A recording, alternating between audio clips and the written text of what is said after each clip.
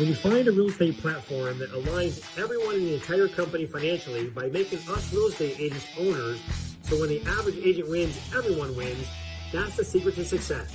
And when you surround yourself with like-minded entrepreneurial people who absolutely love what they do, they love serving people, they love God and life, and you put yourself in an environment of high energy, high producing, positive people every day, you can't help but succeed in business and life.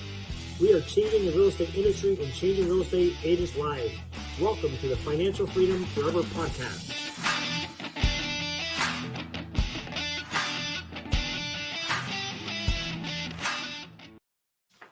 Well, hi, everyone. I'm super excited to welcome Don YOAKUM today to the Financial Freedom Forever podcast. Man, Don, the listeners, you guys are in for a treat. Don's from Hood River, Oregon.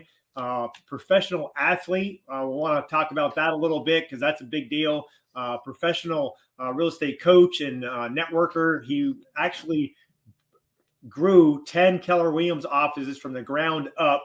One being the most profitable in that marketplace. We'll talk to him about that a little bit today.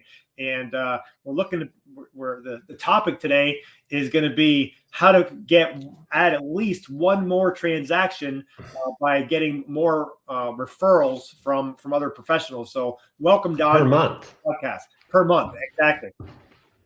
Absolutely. Well, thank you, Andre. It's a pleasure to be here. And also, I want to thank you for the collaboration with my team. You've been really an inspiration to us. So we appreciate being able to work with you and lock arms and just work together to make a great company and change the lives of a lot of people.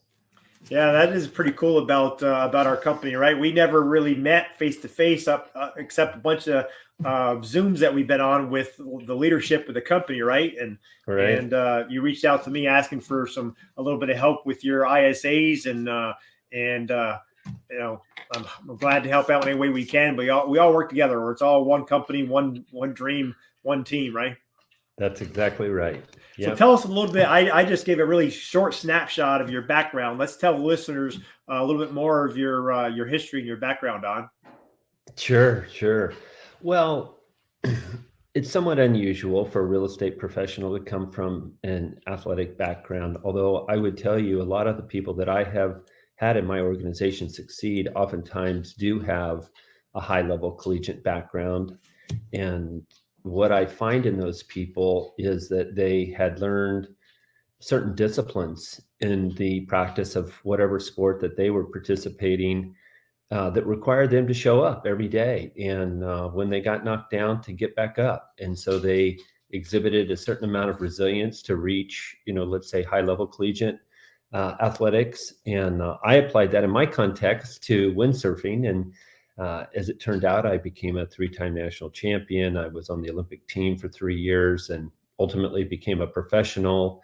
And even though that, it's not a mainstream sport like basketball, football, or baseball or something, it did provide me the opportunity to compete with world-class people from all over our globe and get to travel to a lot of really interesting places, beautiful places. As you can imagine, with windsurfing, we had the most beautiful beach venues that the world could offer. And so I'm very grateful for that time. I would say if there's anything it taught me was how to prepare to win. When you're at that level of competition in any endeavor, the people at the top are just relentless in their pursuit of constant, never-ending improvement. And so you could not rest. I mean, you could be winning one event and then 2 weeks later, someone would develop a new piece of technology, maybe for the fin or the sail, and you'd find yourself middle of the pack again. And, and it was a piece of, you had to prepare yourself physically, mentally, and you had to also, the tools of real estate, in my craft were, my equipment, right? And so those had to be state of the art as well. And then you had to combine all those elements bring them to bear in a competitive environment. And where it's very objective, you win or you lose. And not too many people care about second place. How excited were you, Andre, when you got second place on the listing? Yeah, right. Not very good. Not very happy. No, and our society has become a little bit of the winner take all mentality. Most of the leading tech companies have pretty dominant market share in their space. And I think, one of the messages that I would like to leave your listeners with is that if they want to have a really abundant career and prosper, it's important that they carve out a niche for themselves and that they are the best at something. It's an area where they find a special passion, and because then they're going to really work at it, right? Right. And so that's one of my 5 rules of referability is be the best at something. But I'm sure we'll get into the referral piece here later. But after windsurfing, I got into real estate and built a successful career. I closed 51 transactions my first full year in the business. That was at Remax. And I enjoyed my time there. In regards to just brokering transactions, Remax is a fine place to go. They give you a fair amount of autonomy. And I got to, rub shoulders with a lot of top producers, and I liked it. At that time in my life, that was the right place for me to be. Right. And then in 2000, I joined Keller Williams. That was the first franchise in Northern California at that time. Believe it or not, we were the only company in town that had a cat. And so times have certainly changed in that regard. But that Roseville office, I took from 10 to 184 agents in 27 months. And then Wayne Hall and I not only built that market center, which at one point became the most profitable Keller Williams in the country, but we built 6 in the Sacramento Metro area. And then with Gene Frederick, actually, who I'm sure you know, right. He and I built Cupertino and Palo Alto market centers. And then I did one in Santa Rosa and Tahoe as well. So really had a great run at KW. Can't really, I can speak highly of that company. And I felt like at that time, I probably bled Keller Williams red, right? I mean, right. It was the place to be in the early 2000s. And I appreciate, what I learned there, especially as a team leader, by the way. One of the things, Andre, that I feel like we are gifted with at EXP is that Glenn has afforded us the opportunity of owners and managers that obviously revenue share off their agents. And even when I was at KW, that was a bit of a frustration of mine. The profit sharing was not material enough for people to really change their behavior, so to speak, into building a sales organization of any magnitude anyway. And so I could afford ownership to a handful of people in a market center. But, gosh, that was maybe 3 to 5 people in a market center of what became 200, 300, 400 agents. Right. So a very small percentage of the population was able to enjoy the fruits of ownership. And how much would it cost back then? And I don't know, has it changed much as far as someone wanted to buy into a KW franchise? Yeah, well, each one of those that I launched, I had to come up with $250,000 in cash and had to be willing to sign a Class A, a lease on a Class A building, which can be really material. Those guys play pretty hard ball. They want a personal guarantee or a letter of credit of some magnitude. And then of course you have to take on the broker liability. Your staff has to all be in place right away. And so you're going to lose money for some period of time, probably a year. And then, maybe break even or make a nominal profit in the second, and then hope to make back in the third year what you lost in the first year. So, geez, 3 years in, you've risked $250,000 and you're back to square one. Now, thankfully it went reasonably well from there, but it was a lot of capital risk, a lot of broker liability for the return. And so I feel like what we've been given is an equal, if not greater, opportunity at EXP, but without that broker liability and capital risk. And quite frankly, like in your and my case, we've scaled our organizations far beyond that of a regular market center, right? Both of us are north of 600-700 agents, and that's 2 or 3 market centers, but we have no capital, we have no fixed costs, right? Exactly. And so it's a pretty amazing. And the other thing is, I'm not limiting the opportunity to 2% of my agents. 100% of my agents have that opportunity for financial freedom, right? Granted, not everyone takes it. You and I know that There's only about 12% of us that are really taking advantage of the revenue share opportunity, but it's there. It's there for everyone, and then they get to engage. Fortunately, we have a tremendous technology suite. So if they've just shown up because they want to take advantage of our cloud-based brokerage and the technology that supports it and get stock, more power to them. We love that. The only way we make revenue shares is when they sell property, right? Exactly. So I love that. And, Tom Daves, and my business partner, and I, we show up to just match their energy. And some people are going to want that to be focused around production, which I know we want to talk about professional referrals today. Right. And I'm actually quite passionate about that. I feel, Andre, that the industry has been geared around the real estate agent feeding everyone else. In fact, I liken to say that, it's as though there's a buffet. The realtor brings the food, everybody else brings a fork. I like that. If you think about it, isn't that largely true? Yeah. Okay. And why is that? I mean, on a net basis, I wouldn't say that we're more prosperous than the other affiliates, right? And so that has been my pursuit, is to balance those scales, so to speak, and to create an environment such that agents can also enjoy a networking professional referral relationship, or at least introductions from other professionals that frankly have the same customer, right? And so what I help people to do is to, first of all, identify the professionals that they should be primarily focused on connecting with. And on the asset-based side, the ones that are really influential and could make a difference are CPAs, financial advisors, attorneys is a good one. Actually, there's 3 different types that you want to engage with there. Divorce, unfortunately, is probably the best.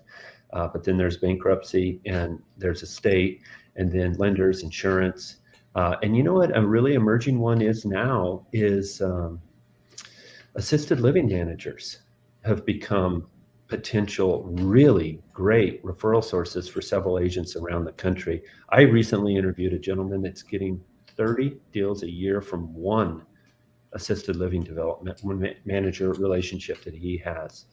Can you imagine? I mean, that's the icon level production from one source, right? Right. And it's fantastic. Yeah, it is. And so that's the asset side. On the vendor side, what I ask agents to think about is, it's funny because in technology now, the big raging thing is AI, right? Right. So I recently wrote this article called Relational AI. And what that means to me is having a relationship with an individual that is going to be engaged in activity that is right before they would do what we want them to do. So what does somebody do with their home right before they're going to list it? Okay. Don't they paint it, landscape it, remodel it? I've got one agent in Southern California that got 4 deals last year from his window washer. Wow. Okay. So I've got another one that got 5 deals from a remodeling company. One of my agents, Bob Miacco in Colorado, gets 3-4 deals a year from his painter. Okay. Which, by the way, that's the category that got me onto this subject. One of my agents in Denver was getting, actually, I was talking to him in June, and he had already gotten 3 listings year to date from his painter. Right. Okay. But if you just think about it, do you know about 25% of the time someone's painting their home, they're preparing it for sale? Right. There's really only 3 reasons somebody paints a home. They're either preparing it for sale, okay, they've got deferred maintenance, or they just bought it and they're fixing it up. Right. What else is there? Right. Exactly. And so, right now, by the way, I'm in charge of my mom's estate and I'm preparing her home for sale. Well, last weekend, we completely cleared the front yard landscaping. If you're an astute realtor and you're driving by and all of a sudden the yard disappears and they're about to put down sod, that's a trigger event. That should tell you something's going on at that house. Okay. And, the week before we had a 40-yard dumpster there. Right. So that was another trigger event. Right. Okay. So The question that you need to train, because by the way, even though those are all trigger events, that doesn't mean those people are going to refer you or introduce you to their client. Okay. So here's what you've got to do. You've got to go to that painter and, let's just say for the sake of our conversation that you were my painter. Okay. So I would come to you, Andre, and I'd say, Andre, I love doing business with you. You do great work. You've been great for my clients, and I appreciate that. And I want to continue to introduce you to my clients. I'm just wondering if it would be possible when you go out to meet with the client, would you just ask them what has prompted them to paint their home? Right? Because, if you're going to sell right away, I'm going to use a quality paint, but we may not want to have the most expensive one, right? And I'm going to do a great job. My crew is going to certainly make your home look wonderful, but we may not go to the same cost and details if you tell me you're going to live here for another 10 years, right? So in other words, as a customer of that painter, wouldn't you feel like, oh, geez, this guy's trying to, match the job to my need? Right. Okay. And so roughly 25% of the time, you're going to say, well, yeah, Don, I'm planning to move to Atlanta, like you did from New York to Atlanta one time, right? And so, and when you say that, I would just say, well, gosh, Andre, painting, I'm sure is one of the best things that you can do to prepare your home for sale. So we're going to take care of you there.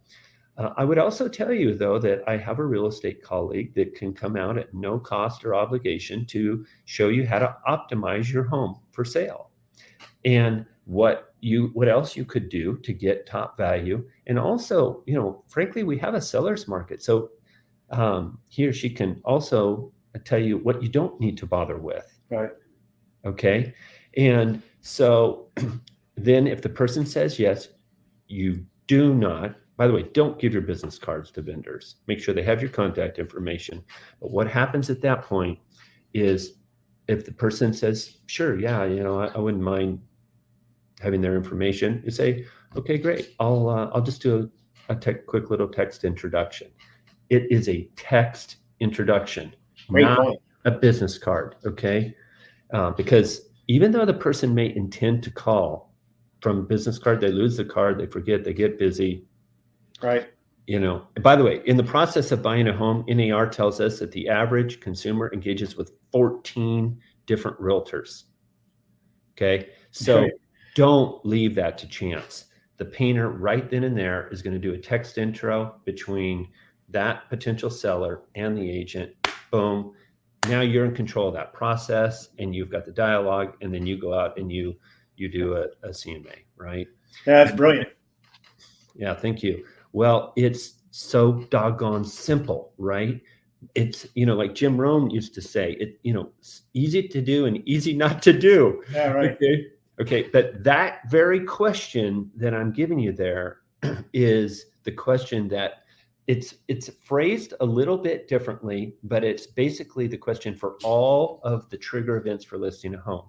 May I ask what has prompted you to landscape your home, to remodel your home, to trim the trees, to resurface the pool, okay, to have a dumpster, right? Like I had at my mom's place a couple of weeks ago, right? So these are unusual events. If you're a realtor and you're driving through a neighborhood and you see somebody painting a house with their little, how they put the little signs out, okay, stop your car.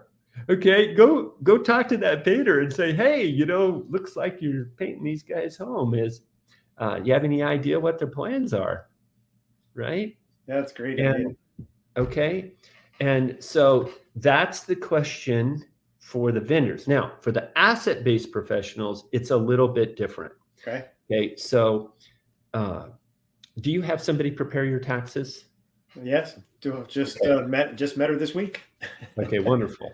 All right. So when you go to have your taxes prepared, they will typically ask you, did you buy or sell a home last year? Or it'll be on a little checklist. Is that correct? Right. Yeah, absolutely. Okay. Here's the problem. It's extremely rare, and you can correct me if I'm wrong, but it's extremely rare for them to say, well, Andre, do you plan to buy or sell a home in the coming tax year? Right. Right? Yeah, That question doesn't get asked. Right. Okay. Now think about this for just a second.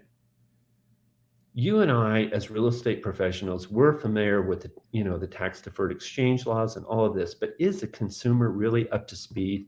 Okay. How in the world is a CPA going to help a client mitigate their taxes if they find out about the event after it occurs? Right. Okay. So if your CPA is not asking that question, you need a new CPA. Okay.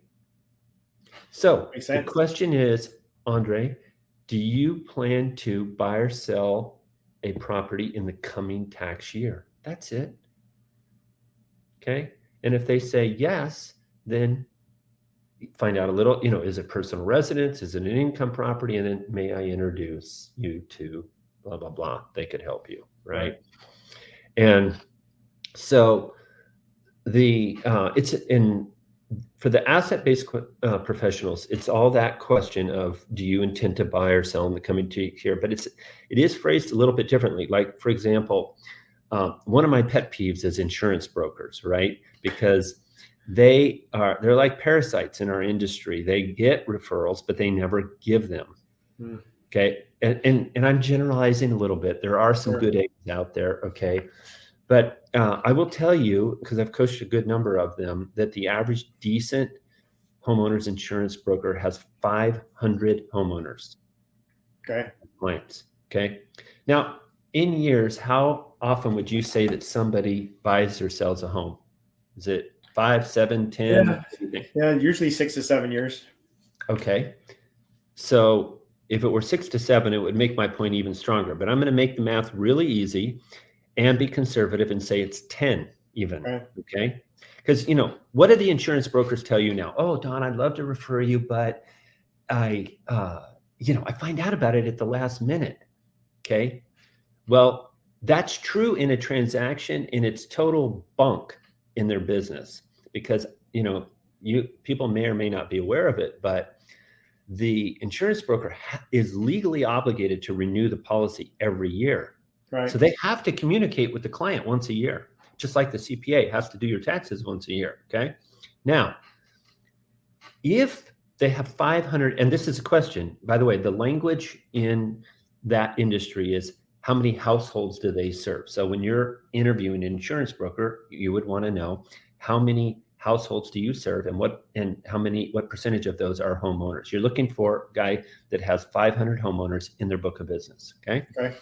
Okay. And I'm telling you, anybody that's been in the business, 3 to 5 years has a book of business roughly that large. I've coached people that have 3,000 people in their book of business. Okay. Oh, wow. Just to give you perspective, but do the math. 500 clients, they move every 10 years. That insurance broker has got a client listing their home every week of the year, 50. That's right. Okay. And that is just the personal residences. That doesn't count second home or income properties. Right.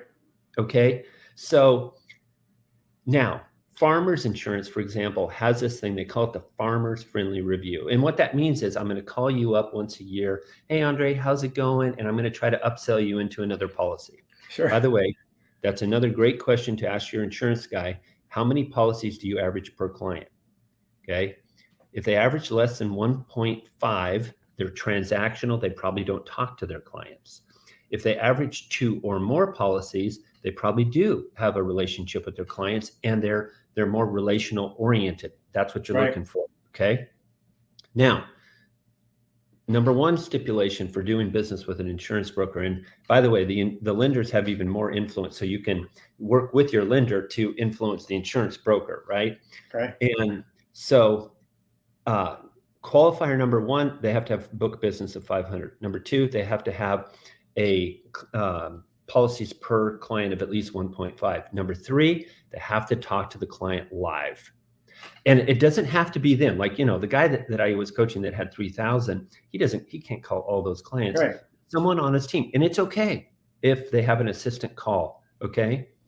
But when they do the Farmers Friendly Review and they try to upsell you that umbrella policy or whatever, okay, have them do that. That's fine. But before they hang up the phone, The question is, Andre, by the way, how are you liking your place? Are you settled in there a while? What is that code for? Yeah, they're gonna tell you, oh, yeah, we're here for another 5 years, or well, we're actually going to be making a move in the next 6 to 12 months. Yeah, it's a great Exactly. And by the way, right, 1 out of 10 statistically of the people that they ask that question are moving this year. Right? Yeah, this is gold nuggets, Don. This is really good info. Hey, man, I tell you, it works. And what's, because I've been a professional coach for more than a decade in this space, I have had contacts, like I referenced the guy in Colorado that gets 30 listings a year from assisted living manager. Okay. Right. Or my icon agent in Evergreen that gets 3 to 4 listings from his painter. Okay. But my problem is I've got these isolated guys out there. I had an agent one year that got 13 deals from a bankruptcy attorney. Of course, it was following the crash. Right. Right. But my point is that what I'm praying for is I'm going to be able to engage with a professional that will even just get a half a dozen of these different ones. Right. Because the examples I've given you, there's 15 professionals that you really want to make sure you get. Right. Okay. And again, just for your listeners, that on the asset side is that CPA, financial advisors, the attorneys, the insurance and the lender, and the assisted living manager. And then on the vendor side, it is the painter, the landscaper, the remodeler, the tree trimmer, the pool resurfacing, the trash out guy, right? Here's an interesting thing. One is I was talking to, those guys that come out and spray every quarter, they spray for bugs. Yeah. The pest. Right. Yeah. So the pest. Okay. I happened to be having lunch at a Chipotle with the owner of one. And I says, well, how many clients does your average sprayer serve? And he says, well, they serve 400. One sprayer. Okay. Because they're spraying every quarter. Right. Right. Okay. So do the math on that. That one sprayer has got 40 people selling their home every year. Okay. Now, What are you going to do if you know you're going to sell your home? You're going to cancel that doggone policy. It's costing you whatever, right? Right. 30, exactly. 40 bucks a month. Okay. So be friends with a termite guy, that does the spraying, because they're going to be in a conversation and the person's going to say, yeah, we're going to cancel the service because, we're moving to Toledo or whatever, Right. And okay, great. And by the way, just so you know, the time that those guys are best able to get clients is right when they close. So make sure when you're closing a deal, you're asking the client, okay, as you settle into your home, some of the things that you might be thinking of, are you going to want to do your own landscaping? Do you want to take care of the pool? Do you need a reference to a pest company, right? It looks like these trees might need trimming. Is that something that would you like an introduction? And kind of go through that list, because what you're attempting to do is make deposits in these relationships that will then create the reciprocity. Okay. Now, some of your agents might be saying to themselves right now, well, okay, great. Yeah, well, that makes sense. Yeah, but I'm only doing 1 or 2 deals a month. I probably am only going to be able to introduce a CPA to 2 or 3 clients a year, right? Okay, that is true. And let me tell you a story about a mastermind that I was facilitating. So I'm in this group. I've got 12 professionals. To get in the group, by the way, you had to make $250,000 a year. Okay. So we got all these professionals in a room, and I've got a CPA, a financial advisor, attorney, all these categories that I've been telling you about, right? And what I did is I went around the room and I said, hey, I want you to share to whom you refer the most, and also where you get the most professional referrals, right? Okay. So we get to the financial advisor, and the guy says, well, I've referred my CPA 300 times. Wow. And we're sitting there everyone in the room is very successful, right? But we're like, man, I want to be that guy's best friend. Okay. Exactly. And so come to find out, by the way, those 300 referrals were over a 20-year period of time. So it's about 15 a year, Sure. which, that's good, but, it's not incredible. All right. And I says, well, Greg, how is it that you would refer your CPA so much? And he said, well, I would just, when I sit down and go over all their assets, I would just kind of casually say, well, by the way, how do you like your CPA? Are they doing a great job for you? And if they weren't a raving fan, then I would say, well, I've got a good one. Would you like me to make an introduction? Okay. And about 1.5 times or 1.25 times a month, they would say, yeah, I'm not thrilled with my CPA. And he would make that introduction. In fact, do you know that he referred that guy so much, he had to stop referring him. He had to go get another CPA because he got him so many clients. So busy. Wow. Right. And so, by the way, I found out from that same guy, I go, well, you probably refer a fair amount of lender referrals too, right? He goes, yeah, I do also about 15 a year. Okay. Now, here's your job. Okay. You may only be doing 1 or 2 deals a month, but how would you like to have been the realtor that introduced that financial advisor to that CPA? Exactly. Okay. That's 300 deposits that you indirectly made over 20 years. Who do you think that CPA is going to love on? That's right. Okay. Yeah, this is great stuff, Don. I'm taking down notes of some of the things because I haven't thought of all those. I mean, you talk to you think about the regular ones, your lenders, your attorneys, your the basic ones, but I never even thought of the assisted living or those type. But that's brilliant. Yeah. Well, and the truth is, doggone it, it's just simple, right? And it really is. But so few people do it intentionally. And I got to tell you, we are under attack as an industry. Okay. The technology companies are attempting to wedge themselves between ourselves and our clients. Okay. And so part of why I'm on this mission is because I want to make the agents defensible. I want them, between their sphere of influence and their professional network, to be able to be completely independent of internet lead generation. Okay. Right. Now, don't get me wrong. If I had to go back into sales today, God forbid, okay, I would spend money on marketing. Okay.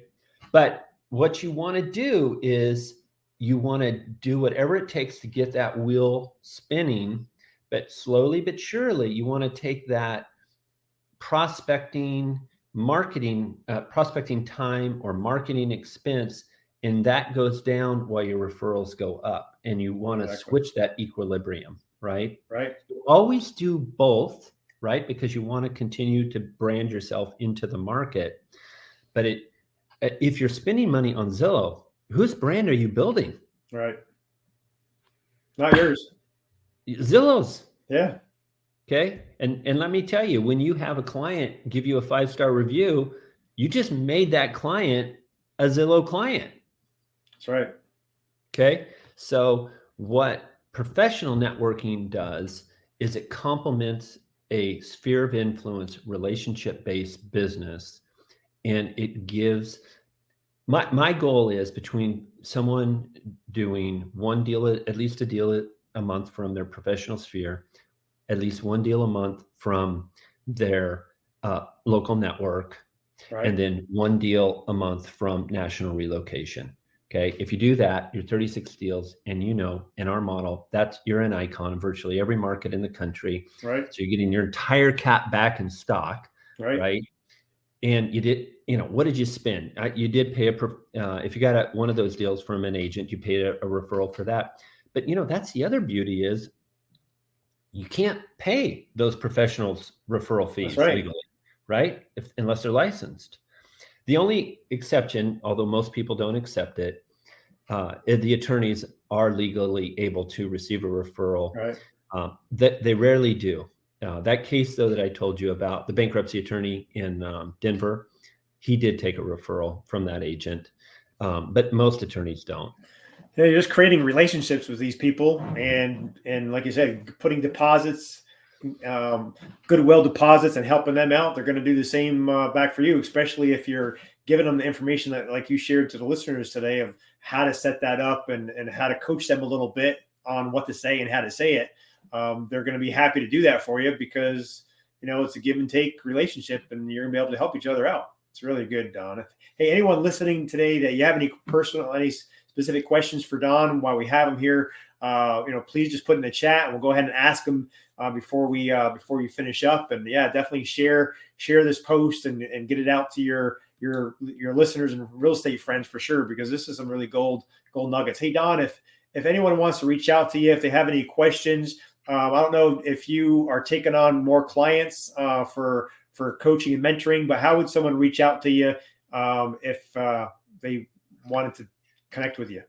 Yeah, on Tuesdays at 9 a.m. Pacific, I do a Zoom training.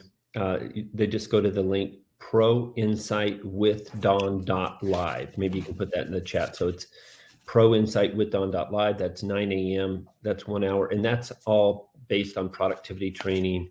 Yesterday, we handled overcoming objections. And the theme or the emphasis of that is around professional networking most of the time. And they're welcome to attend that. I do not charge for that. I'm not taking on coaching clients for fee at this time. As you know, I've got a pretty significant EXP organization. And so I want to pour into those folks as much as I can. But, if someone is really genuinely interested in getting professional referrals, they can email me at don@proinsight.com and just I'll have a conversation with them. I expect them to do the work. The reason why I reached out to you is because I know you are willing to do the work.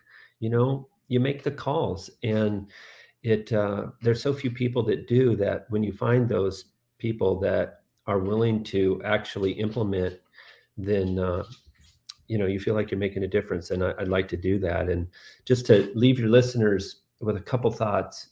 Number one is, first of all, identify those top 15 professionals. And they're earlier in the recording. They can re-listen to that. Number two is make sure that you have standards for being able to engage with you. Okay. You're not forcing them to refer you, but you're saying, hey, my expectation is you're going to ask these questions, right? And those questions will then bubble up the referrals. And remember, the question on the asset-based side is, do you plan to buy or sell in the coming year? The question on the vendor side is, may I ask what has prompted you to fill in the blank, to paint your home, to landscape your home. Okay. And then when they get a live person that is looking to make a change, it is a 3-way text introduction. That's important. Yes. Yeah. So if they do those things, I think we've delivered, Andre. They will get their extra deal a month. Yeah, probably maybe easily an extra two or three deals a month if they get some really good relationships. One more time, I was writing it down. So what's the website and the date again? Tuesdays? Yes. Yeah. So if they want to come to the productivity training I do weekly, it's www.proinsightwithdon.live. And, and of course, any of your folks in your organization are always welcome to come, right? One team, one dream, baby. Yeah, that's right. I appreciate that. And it's Tuesdays at what time? 9 a.m. Pacific. 9 a.m. Pacific. 12 noon Eastern. Well, I think you really delivered on the goods today, Don, to help everyone bring out at least one more deal a month with professional referrals. That was really great. Any last minute thoughts that you want to leave the listeners with that you can think of before we let you go? Well, I'll leave you with what I consider to be the 5 rules of referability. Okay. Number 1, show up on time. Number 2, do what you say. In fact, I would tell you that your referrals will correspond with the extent that you exceed the expectations that you set with your client. Number 3 is finish what you start. Okay. Be a person that people can count on. Number 4 is say please and thank you. And in this day and age, do it in a personalized handwritten note. And number 5, we mentioned it earlier, be the best at something. Right. You do those 5 things, your world's going to be good. That's awesome. Great information, Don. Hey, just before I let you go, just a couple of real quick things. I just curious because I never asked you this originally. You were with KW for a very long time. How did you hear about EXP, and what was the top one or two things that made you really dig in and take a look? Because obviously you didn't have to. You're super successful and doing really well. What was it for you? Well, Brent was the first person Okay. that brought it to my attention, and that was one of the first people that he contacted because I had been a team leader in the office that he became a team leader in, which was Okay. Roseville. That's where he had his 18-man team, was Keller Right. Roseville, right? And my initial impression of the EXP model was it was too good to be true. And that's because I was accustomed to a bricks and mortar model that had that fixed expense plus all the staffing and equipment that would be associated with that. So I was having a hard time making those computations. And then, so I passed initially. It wasn't great timing. I had accepted a role as a regional VP for a lender, but and I was making a move from California to Oregon. But it just honestly, it just seemed too good to be true. And then I found out Brent was making $100,000 a month. About 18 months later, I remember telling my wife, sweetie, I think we probably should take another look at that thing. And then what I did at that point is I took a deeper dive into the model and I began to understand. I mean, if you really think about it, we kind of operate in an 80-10-10 model, right? The agent gets 80, the company retains 10% goes to the agents that are building the company. Of course, once the agent caps it, they get 100%, right? Right. But by following that model, I could see the sustainability of it. Not only could I see that it was sustainable, but I could see how it was much more durable even than the models that I had come from. Right? Because I don't want to work really hard and then have the thing go out of business. Okay. But when I joined, which is just over 3 years ago, they were already adding $2 million to their balance sheet every single month. Right. That was it, 10,600 agents. Well, now they've got what, 76,000 agents? 76,000, yeah. If we lost half of our agents tomorrow, we'd go back to what, 35, 36,000 agents. That'd be 3 times the number that they had when I joined. Right. When they were delivering 2 million a month to their balance sheet. So we have an incredibly durable model that scales like nothing I've ever seen. And so I'm really feel privileged for the opportunity to build a sales organization on the platform, and just grateful that Glenn came up with such a fantastic model that would give, not just a couple percentage of my agents an opportunity of ownership, but every agent. That's right. It's a level playing field for all of us. That's right. Yeah. Well, thank you so much for having me. It's been fun.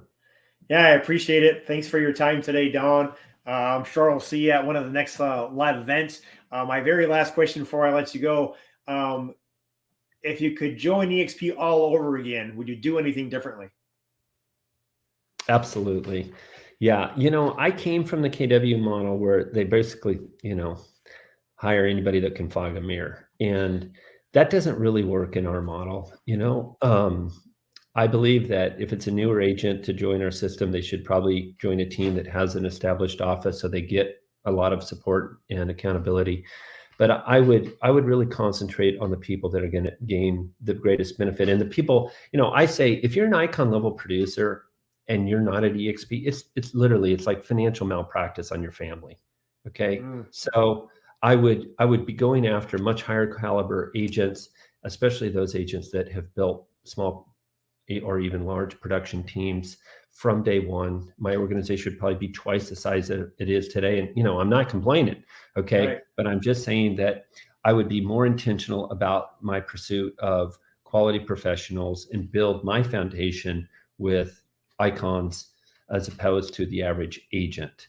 And it works getting the average agent, about out of every 20 that you recruit, you're going to end up with one that will end up emerging.